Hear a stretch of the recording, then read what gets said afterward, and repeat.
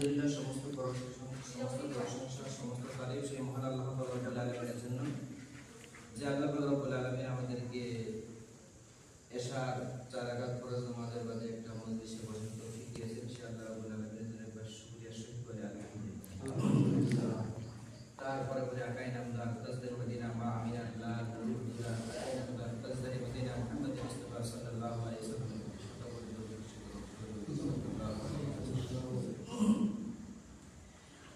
আমাদের মূল উদ্দেশ্য, মূল তাকের আল্লাহ আমাদেরকে পাঠিয়েছে আল্লাহর ইবাদত করার জন্য, আল্লাহর ইবাদত করার জন্য।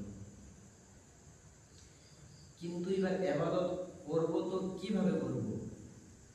প্রত্যেকটা জিনিসের একটা উদ্দেশ্য থাকে।